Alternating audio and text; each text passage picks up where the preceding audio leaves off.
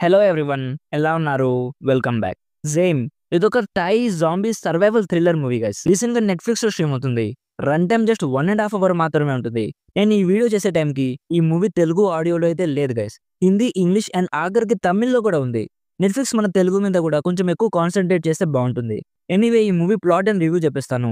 అంతకుముందు మీరు మన ఛానల్ ని ఫస్ట్ టైం విజిట్ చేస్తుంటే ఒక్కసారి ఛానల్ చెక్ చేయండి గైస్.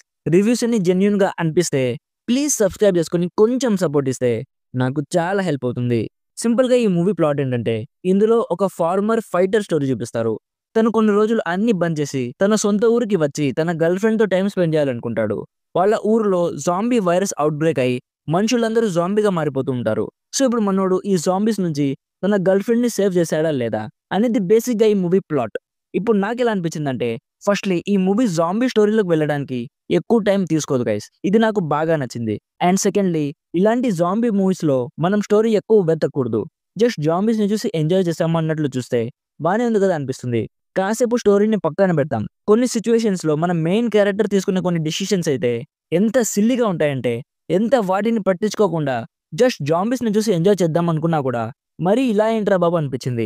ఎస్పెషల్లీ క్లైమాక్స్ లో అయితే చాలా కామెడీగా అనిపించింది గైస్. ఈ కొన్ని నెగటివ్స్ పక్కన పెడితే మెయిన్ గా జాంబీస్ మేకప్స్ కానీ, బ్రూటల్ కిల్లింగ్ సీన్స్ కానీ, ఎస్పెషల్లీ మూవీలో చూపించే అట్మాస్ఫియర్ కానీ, కలర్ గ్రేడింగ్ కానీ, ప్రొడక్షన్ వాల్యూస్ కానీ, యాక్షన్ సీక్వెన్సెస్ కానీ, యాక్టర్స్ పర్ఫార్మెన్సెస్ కానీ ఇవన్నీ చాలా బాగున్నాయి గైస్.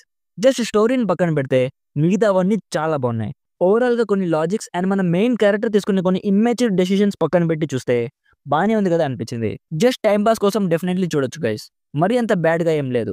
ఇఫ్ మీకు జాంబీ మూవీస్ చూడడం ఇష్టమైతే ఒక్కసారి డెఫినెట్లీ చూసేయచ్చు. నాకైతే ఆ జాంబీస్ ని చూస్తుంటే మంచి టైం పాస్ అనిపించింది. ఓవరాల్ గా నా సైడ్ నుంచి recommended 60% as a decent zombies survival thriller. Adult content ఏం లేదు కానీ చాలా వైలెన్స్ ఉంటుంది. అది ఓకే అనుకుంటే ఫ్యామిలీతో చూడొచ్చు. సో ఇది guys జేమ్ movie review.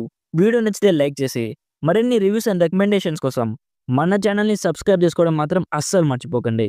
Thank you so much for watching. Meet you in the next video. By by. జై హింద్.